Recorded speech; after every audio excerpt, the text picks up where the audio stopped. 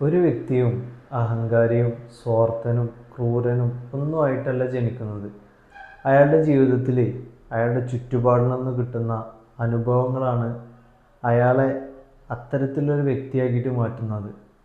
നമ്മുടെ ജീവിതത്തിൽ നമുക്കുണ്ടാകുന്ന നല്ലതും മോശപ്പെട്ടതുമായിട്ടുള്ള അനുഭവങ്ങളിൽ നിന്ന് നല്ലതിനെ മാത്രം നമ്മുടെ ഉള്ളിലെടുത്തിട്ട് മോശപ്പെട്ട അനുഭവങ്ങളെ നമ്മുടെ ഉള്ളിൽ നിന്ന് പുറത്തേക്ക് കളയാൻ വേണ്ടിയിട്ട് നമ്മൾ തയ്യാറാവണം.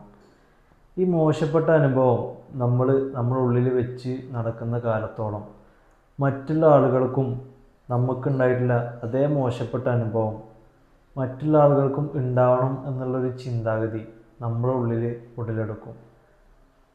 അത് നടപ്പിലായി കഴിഞ്ഞു കഴിഞ്ഞാൽ നമ്മൾ മറ്റൊരു വ്യക്തിയെയും കൂടെ ക്രൂരനും സ്വാർത്ഥനും അഹങ്കാരിയും ഒക്കെ ആയിട്ടുള്ളൊരു വ്യക്തിയാക്കിയിട്ട് നമ്മൾ മാറ്റുന്നുണ്ട്.